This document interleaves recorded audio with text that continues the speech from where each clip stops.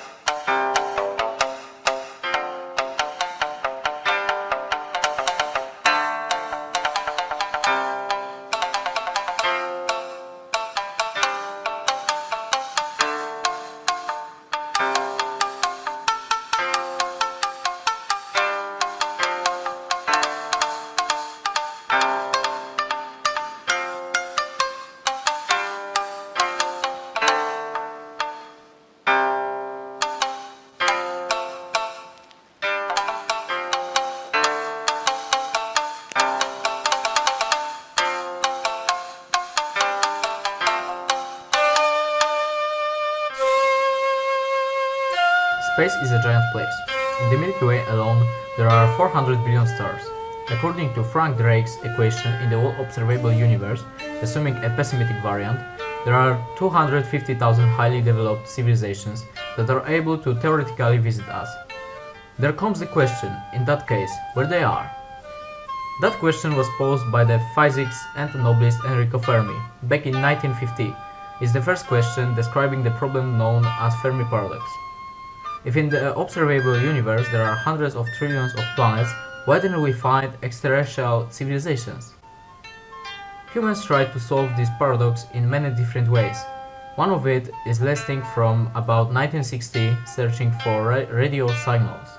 The only significant trace so far was the signal known as wow signal, received in 1977. Subsequent attempts of getting this signal again were unsuccessful. No one ever found clearly what was the source of this signal. In 2016, an assumption was made that the source of signal were the clouds of hydrogen that came out of two comets which weren't known in 1977 but flew in the sky region in which supposedly this signal had its source.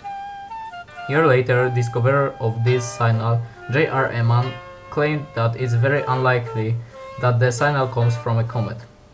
That statement was confirmed by scientists from Ohio State University Radio Observatory.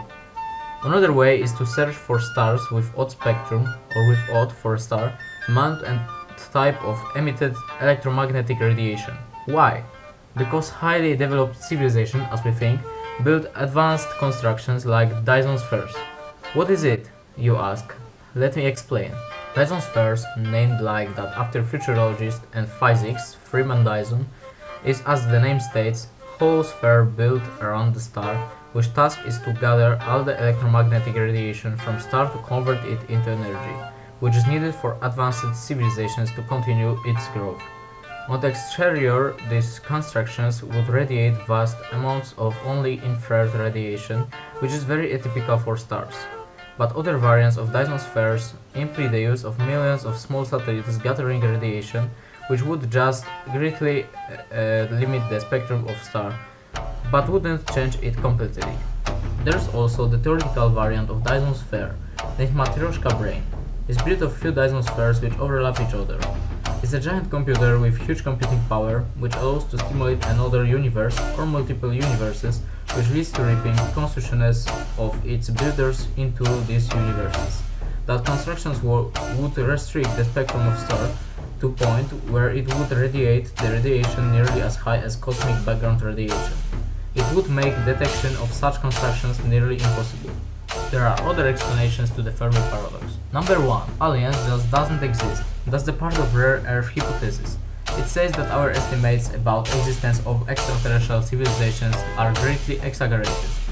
Supporters of this hypothesis claim that conditions for life to exist are very exceptional or even unique.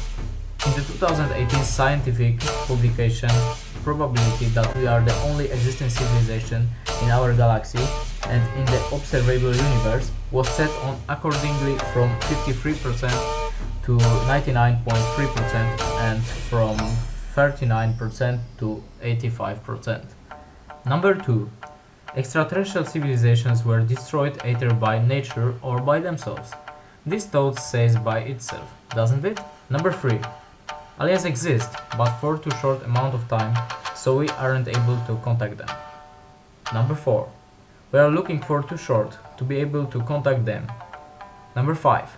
Extraterrestrial civilizations haven't yet been born. After all, one civilization must be first, right? Number 6. Aliens don't have time to answer us. It connects with the theory that advanced civilizations are located too rarely in the galaxy. So maybe just our signals haven't yet came to them, or their signal haven't yet came to us. Number 7. Because we are intentionally isolated, it's called the zoo hypothesis. Number 8. Because they are too alien to us.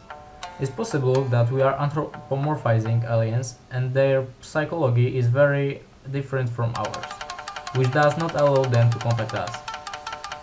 Number 9, and the last one. Because they aren't interested in contacting with us. That were only few of thousands of conceptions to solve this paradox. That's all from us.